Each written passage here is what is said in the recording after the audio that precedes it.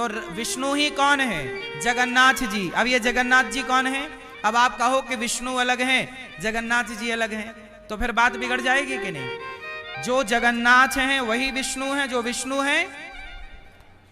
विष्णु हैं वही बिहारी जी हैं, और जो विष्णु है वही नारायण है, वही हरि है, वही द्वारिकाधीश।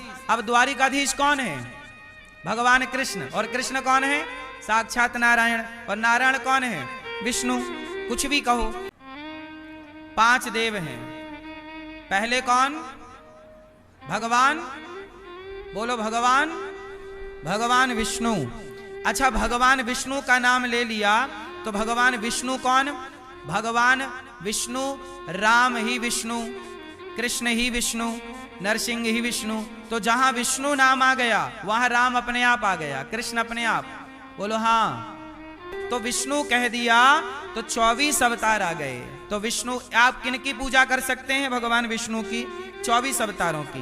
पहले देव विष्णु, दूसरे भगवान शंकर। शंकर जी बोल दिया गया तो 12 ज्योतिर्लिंग आ गए। शंकर जी बोला गया तो क्या आ गया? कितने लिंग हैं? 12 ज्योतिर्लिंग आ गए। शंकर जी बोला गया तो हनुमान जी आ गए। हनुमान जी कौन है? साक्षात शंकर जी। तो भगवान विष्णु 1, शंकर जी 2, तीसरी है माता दुर्गा। दुर्गा बोला गया ना तो 52 शक्तिपीठ आ गई। काली, कामाख्या, सारी माता आ गई, शारदा, सब आ गई ना माता। चौथे हैं गणेश जी, गणपति बप्पा गणेश जी। और 5वां भगवान सूर्य। छठ पर्व आता है ना, सूर्य की आराधना होती है। तो हम सनातनी इन 5 की पूजा करते हैं। इन 5 को 5 उंगली समझिए। मूल में हाथ, मूल में भगवान एक है, पर एक भगवान 5 रूपों में है। इसलिए हमारे यहां दुर्गा जी की भी पूजा होती है, गणेश जी की भी होती है। अब आप कहो कि हम गणेश जी की, हम दुर्गा की पूजा तो करेंगे पर गणेश जी की नहीं करेंगे। आप कहो कि हम दुर्गा जी की तो पूजा करेंगे पर राम की पूजा नहीं करेंगे। तो बताइए, इससे सनातन का फायदा होगा कि नुकसान? बोलो। आप कहो कि हम राम की पूजा तो करेंगे पर कृष्ण की नहीं करेंगे। आप कहो हम कृष्ण की पूजा करेंगे पर राम की नहीं करेंगे। ये भेद इसलिए है क्योंकि आप समझ नहीं पाए। समझ गए होते तो ये व्यवहार में 5 हैं पर ये 5 एक हैं। उसी तरह ब्रह्मा विष्णु महेश 3 काम करना था, सृष्टि उत्पन्न पालन संहार, तो 1-3 में डिवाइड हो गए। तो ये 5 की सनातनी हो तो इन 5 की आप पूजा कर सकते हैं। 5 में 1 की भी करें तो आप सनातनी हैं। और यदि इन 5 को छोड़कर कोई 6वें की पूजा कर रहा है तो फिर वो फर्जी भगवान है। क्योंकि मार्केट में नकली भगवान भी बहुत है। आप लोग किसी को भी भगवान बना लेते हैं, जो दिखा आप बोलते हैं भगवान, ये भगवान है। क्यों? कोई भी भगवान हो सकता है? आप लोग बताओ, क्या कोई भी व्यक्ति, कोई भी बाबा, कोई भी व्यक्ति भगवान हो सकता है क्या? हम आपसे पूछ रहे हैं। क्यों मैया, हो सकता है? कितने भगवान हैं?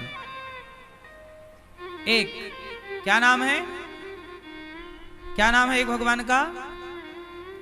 भगवान श्रीमन नारायण। एक भगवान, कोई भी भगवान नहीं हो सकता। इस मामले में मुसलमान क्या सोच रखते हैं उनकी बात कर लें। हम हिंदुओं में क्या है, हमें कोई भी दिखता है हम लोग, अरे आप तो भगवान जैसे हैं, आप तो भगवान हैं। आपका कोई काम बना दे, आपका कोई चमत्कार दिखा दे, आप क्या, अरे आप तो भगवान हैं। लेकिन मुसलमानों में ऐसा नहीं है। मुसलमान कभी किसी को नहीं कहता कि आप तो अल्लाह हैं। क्या आज तक किसी मुसलमान को सुना कि वो किसी को कहे यार आप तो अल्लाह हो हमारे, आप तो अल्लाह हो? सुना ऐसा? मुसलमान किसी को भी अल्लाह नहीं कहता, कहता है? लेकिन हिंदू किसी को भी भगवान कह देता है। अच्छा मैया ये बताओ, क्या आप किसी को भी पति कह सकती हो?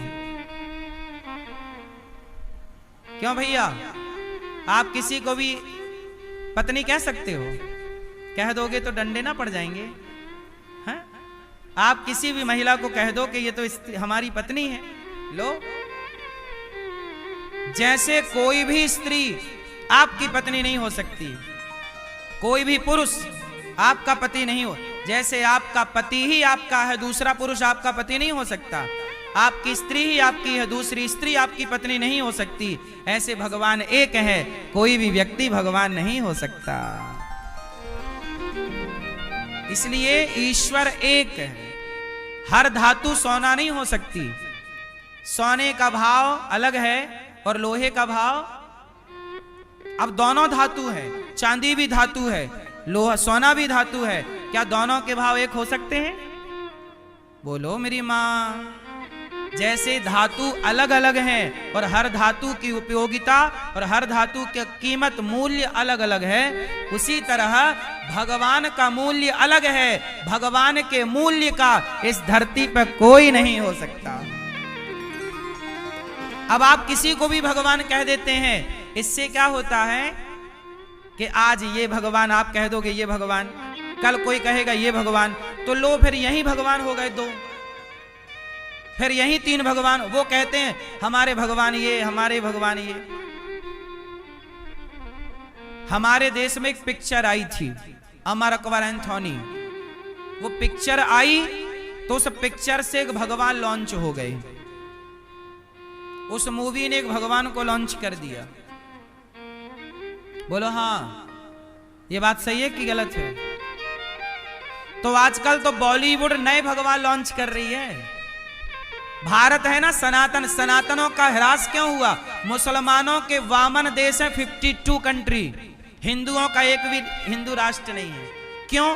क्योंकि हम ना अपने भगवान के प्रति सजग नहीं है। मुसलमान अपने अल्लाह को लेके बड़ा सजग है, उसके अल्लाह को कोई कुछ बोल नहीं सकता। यहां तो हिंदुओं के भगवान को लोग गाली दे के चले जाते हैं, अपमान करके चले जाते हैं। रामायण और गीता को जलाने की लोग बात करते हैं, क्या कोई मुसलमान कुरान को जलाने की बात कर सकता है? लेकिन हमारे यहां हिंदू नेता रामचरितमानस को जलाते हैं। बोलो हाँ। इसलिए हिंदुओं का भविष्य बहुत उज्जवल नजर नहीं आ रहा है। मुसलमानों का भविष्य उज्जवल नजर इसलिए आ रहा है क्योंकि वो अपने अल्लाह पे, अपने कुरान पे बड़ा विश्वास करते हैं। लेकिन हम सनातनी अपनी रामायण पे, अपने भगवान पे उंगलियां खड़ी करते हैं। मुसलमान टोपी लगाता है, उसे शर्म नहीं आती। दुनिया भर में जाओ, टोपी लगाने वाला मुसलमान मिलेगा आपको।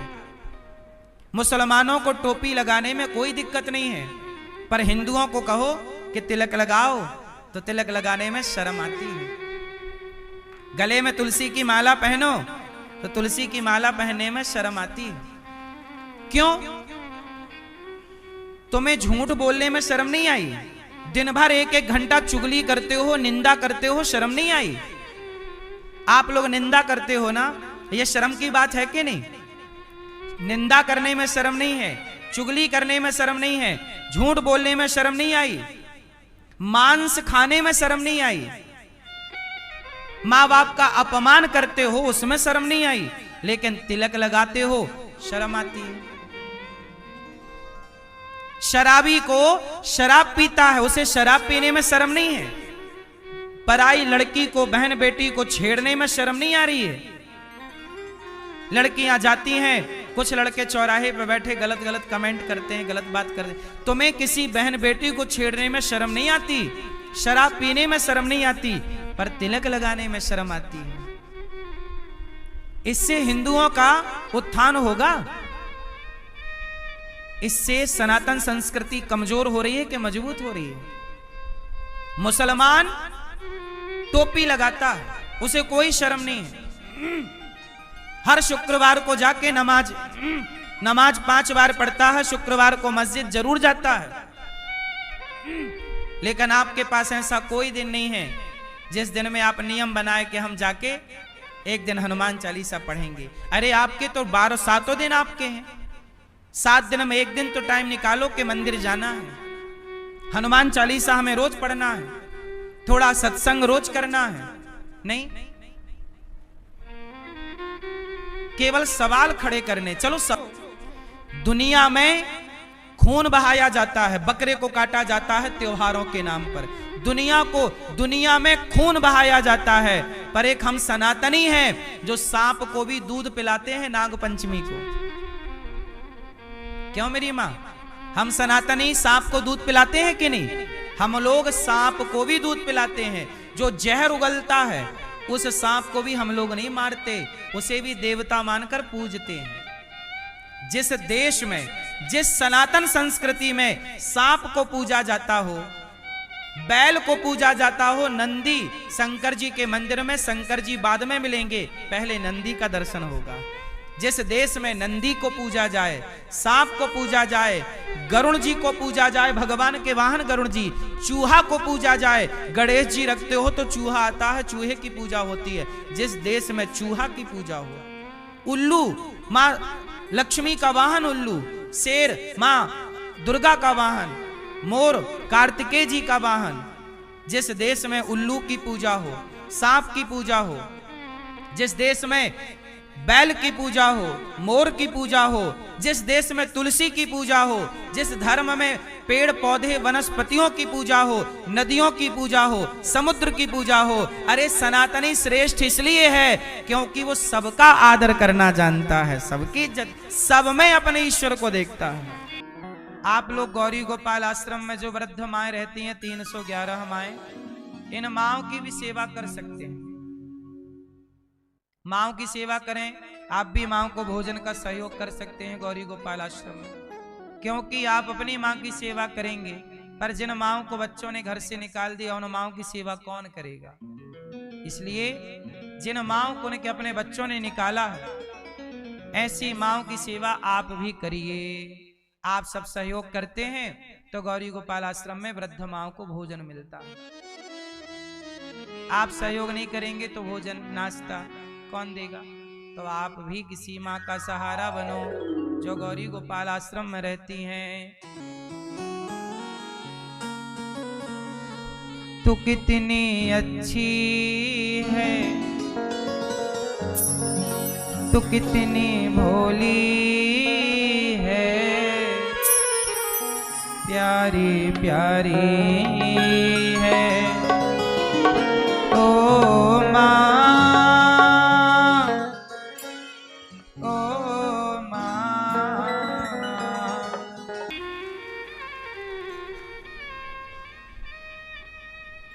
मुसलमान केवल अपने अल्लाह में अल्लाह को देखता है, लेकिन हम अपनी माता में भी भगवान को देखते हैं, अपने पिता में भी भगवान को देखते हैं, दीन दुखी में भी भगवान को देखते हैं। हम लोग चींटी को आटा डालते हैं, बोलो हाँ, चींटी को क्या डालते हैं?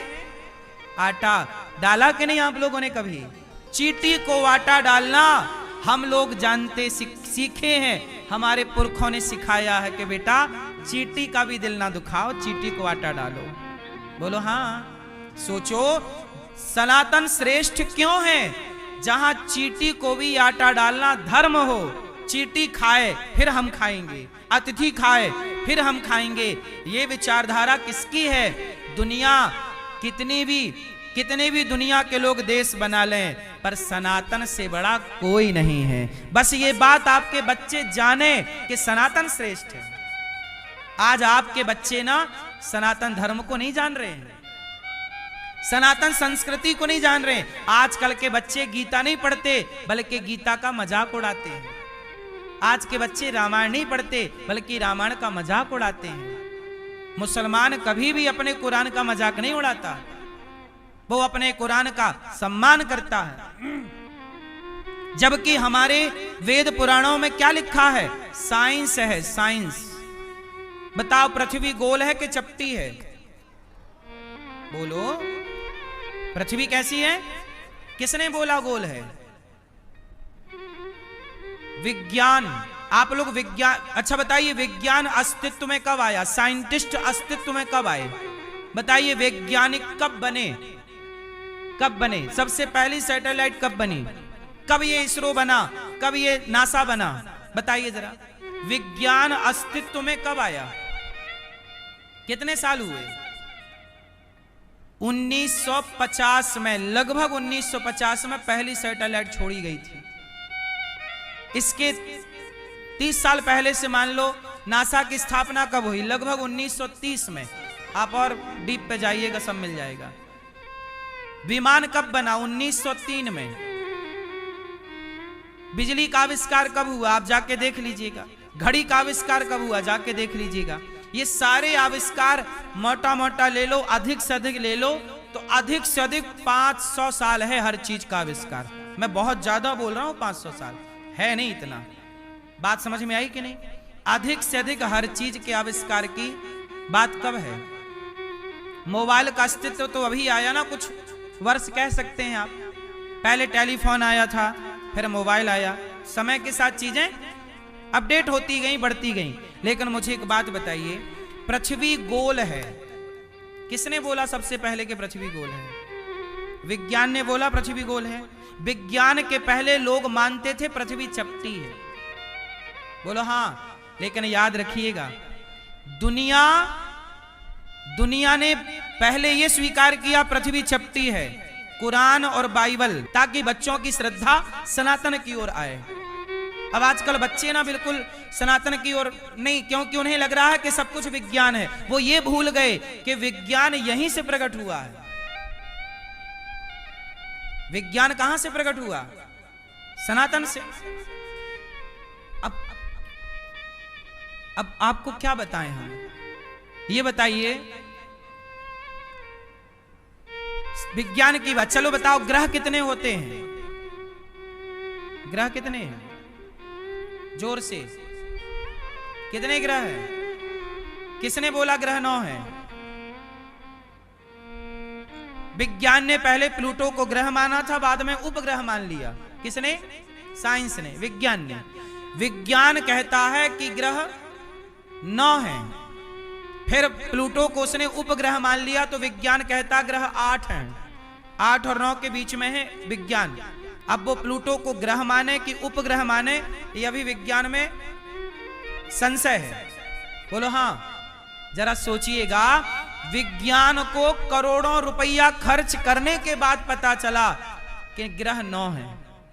कितने सैटेलाइट और कितना गणित लगाने के बाद पता चला कि ग्रह 9 हैं, जबकि हम सनातनियों को पहले से पता है कि ग्रह 9 हैं। इसलिए पंडित जी तुम्हारे घर सत्यनारायण भगवान की पूजा कराने जाते हैं तो सबसे पहले नवग्रह की पूजा कराते हैं। और ये नवग्रह की पूजा आज से हो रही है कि हजारों सालों से हो रही है? अब बताओ, तो ग्रह को आप जाने पहले कि हम जाने पहले? साइंस जाना कि सनातन जाना? लेकिन साइंस श्रेय खुद लेता है कि मैंने जाना। साइंस, इसलिए आज के बच्चों को साइंस पढ़ना चाहिए, पर शास्त्र भी पढ़ना चाहिए, ताकि आप शास्त्र के साथ सनातन का पक्ष रख सकें बड़े बड़े मंचों में कि नहीं जी, नवग्रह आप आज जान पाए कि ग्रह 9 हैं, हम पहले से जानते हैं। सबसे बड़ा ग्रह कौन है? बताइए। ग्रह तो एक से बढ़कर एक है, फिर भी जो ग्रह है उनमें सबसे बड़ा ग्रह बृहस्पति को माना जाता है। अब देखिए, बृहस्पति ग्रह बड़ा है और हमारे यहाँ देवताओं के गुरु बृहस्पति है, तो गुरु बड़ा होता है। तो आज आपको पता चला कि बृहस्पति बड़ा है, हमें पहले से पता था कि बृहस्पति गुरु और बड़े हैं, गुरु बड़ा होता है। तो देवताओं के राजा कौन है? बोलो, बृहस्पति। चलो छोड़ो, अब एक बहुत साइंटिफिक बात कह के इस विज्ञान के सब्जेक्ट को क्लोज कर देंगे। एक आखिरी बात बताओ, बृहस्पति की एक परिक्रमा कितने वर्ष में पूरी होती है? साइंस पढ़ते हो? मैया सो गई क्या मेरी मां? बताओ, बृहस्पति का एक चक्कर कितने वर्ष में पूरा होता है? 12 साल। बोलो हाँ। 11 साल कुछ महीने विज्ञान बोलता है, गूगल करेंगे सब आएगा। लगभग 12 साल। सोचिए, 12 साल में जब बृहस्पति ग्रह की एक परिक्रमा होती है, तब हम भारतीयों के यहाँ 12 साल में एक कुंभ लगता है। ये विज्ञान है। और ये कुंभ लगना आज से स्टार्ट नहीं हुआ, ये हजारों सालों से है। मतलब विज्ञान के पहले हम बृहस्पति की गति को जानते थे, आकाश गंगा और अंतरिक्ष और ग्रहों की गति को समझते थे, तब ना उस गति क्रम के अनुसार दुनिया को आज पता लगा कि चंद्र ग्रहण कब है, सूर्य ग्रहण कब पड़ेगा। आज से 1000 साल पुराना पंचांग उठाओ, उसमें लिखा रहता था कि इस तारीख को इतने बजकर इतने मिनट पर चंद्र ग्रहण है। सूर्य जब सैटेलाइट का नामो निशान नहीं था, जब कोई इसरो और कोई नासा का गठन नहीं हुआ, उसके पहले भी हम पंचांग पढ़ते थे और ज्योतिष शास्त्र को जानने वाले लोग ये निकाल लेते थे कि कितने बजकर कितने मिनट पर चंद्र ग्रहण होगा। बोलो हाँ। अब बताइए, साइंस हमारे पास था कि नहीं?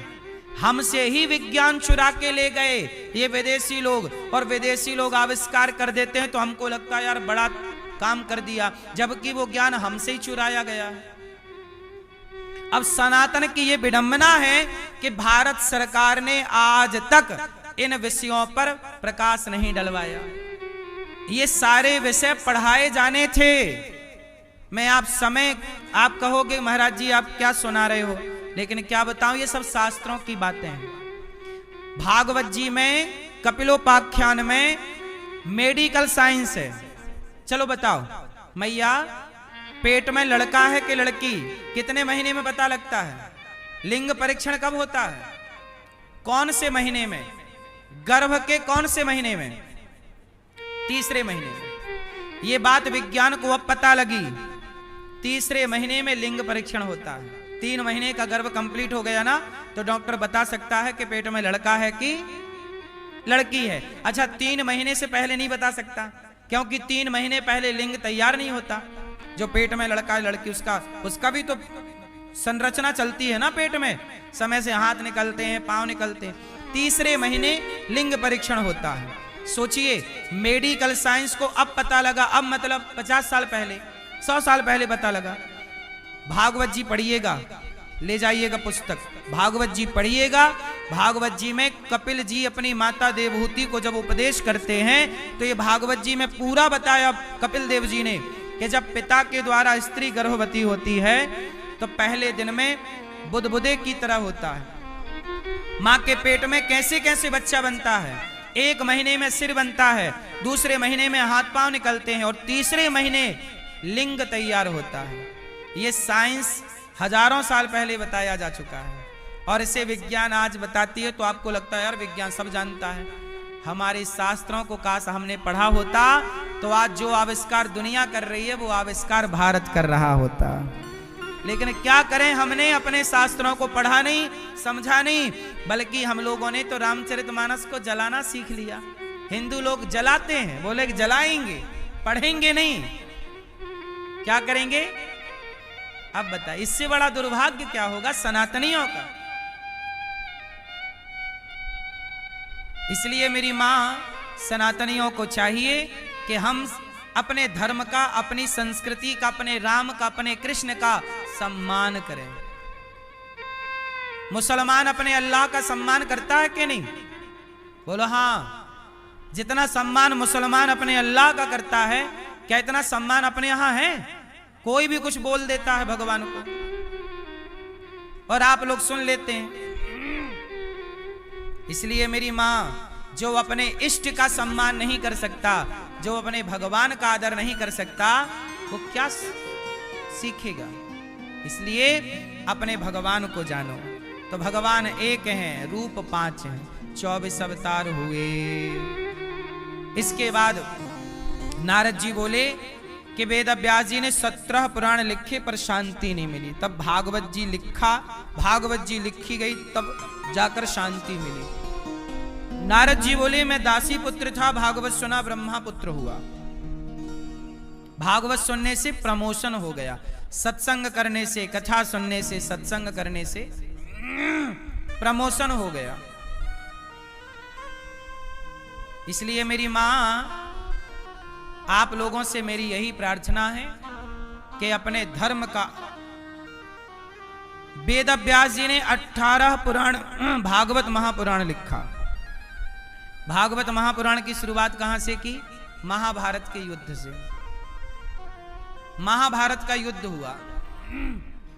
आप लोग महाभारत पढ़ते हो कि नहीं?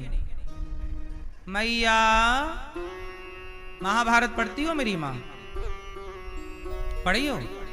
है महाभारत घर में? सही। आपने महाभारत पढ़ा? नहीं। रामायण पढ़ी? रामचरितमानस पढ़ी? आप लोग ना दिन भर व्हाट्सएप फेसबुक चलाते रहते हैं। थोड़ा गीता, थोड़ा रामायण, थोड़ा महाभारत पढ़िए। क्या पढ़िए? महाभारत। महाभारत पढ़ोगे तो बहुत कुछ सीखोगे, है ना मैया? अच्छा ये बताओ, महाभारत हुआ कि नहीं? कहां हुआ था? कहां हुआ भैया? कुरुक्षेत्र में। कहां हुआ? कुरुक्षेत्र। महाभारत में कौन मारा गया? किन किन के पक्ष में महाभारत हुआ? कितने पक्ष थे? कौन कौन से? पांडव और कौरव। कौरव कितने थे? 100। पांडव कितने थे? 5। किसकी जीत हुई? क्यों जीते पांडव? पांडव क्यों जीते? क्योंकि पांडवों के पक्ष में धर्म था। कौरव कैसे थे? अधर्मी। अधर्म हमेशा हारेगा, चाहे वो कितना भी ताकतवर क्यों ना हो। अधर्मी हारेगा, चाहे वो कितना भी ताकतवर क्यों ना हो। अच्छा ये बताओ, पूरा महाभारत हुआ। आपसे मेरा सवाल है, क्या महाभारत को रोका जा सकता था? कौन रोक सकता था? कौन? भीष्म पितामह। कौन रोक सकता था? क्या महाभारत को रोका जा सकता था? कौन रोक सकता था? मैया कौन रोक सकता था? मेरी मां। पीछे वाली मैया, पीली मैया। कौन रोक सकता था महाभारत? सफेद टी शर्ट वाले भैया आपसे पूछ रहे हैं। लाल। हाँ हाँ बोलो आप। महाभारत कौन रोक सकता था भैया? पीछे वाले भैया, चश्मा वाले भैया। धृतराष्ट्र रोक सकते थे। तो धृतराष्ट्र रोक सकते थे तो क्यों नहीं रोका? धृतराष्ट्र तो थे। कौन सी मृत्यु हो चुकी थी? क्यों नहीं रोका? महाभारत को रोका जा सकता था क्या? सवाल है, बोलो मेरी मां। क्या महाभारत को रोका जा सकता था? भैया बताओ, चश्मा वाले भैया। रोका जा सकता था? कौन रोक सकता था? धृतराष्ट्र रोक सकते थे तो काहे नहीं रोका? उनके हाथ में तो सत्ता थी, रोक देते ना। कहां रोका? नहीं। भैया बताओ। सुनो, महाभारत के युद्ध को नहीं रोका जा सकता था। भगवान कृष्ण भी रोकने का प्रयास किए थे। शांति दूत बन के कौन आया था? शांति दूत बनकर आए और क्या बोला भगवान ने? पांडवों को, हे दुर्योधन, पांडवों को 5 गांव दे दो। पांडवों को कितने गांव? 5 गांव दे दो तो महाभारत रुक जाएगा। आप पांडवों को कितने गांव दे दो? भगवान कृष्ण भी रोकना चाहते थे। ना करो युद्ध, नरसंहार होगा, हानि होगी। दुर्योधन मान जा, ये युद्ध मत कर। धृतराष्ट्र समझाओ अपने बेटे को। भगवान कृष्ण ने समझाया बड़ी शांति से, और भगवान ने अपनी भगवत्ता भी दिखाई, विराट रूप दिखाया। धृतराष्ट्र को आंखें देकर दिखाया कि हमें देखो। पर भगवान श्री कृष्ण की बात किसी ने नहीं सुनी। इसका मतलब है होनी को कोई नहीं रोक सकता। दशरथ जी को पता था कि मेरे राम को वनवास जाना पड़ेगा। ये बात कब पता चल गई? राम का जन्म हुआ, अर्थात राम प्रकट हुए। राम के जन्म के पहले दशरथ जी ये जानते थे कि मेरे बेटे का नाम राम होगा और जब मैं उसे राजा बनाऊंगा तो उसे 14 साल का वनवास होगा। ये बात दशरथ जी भी जानते थे।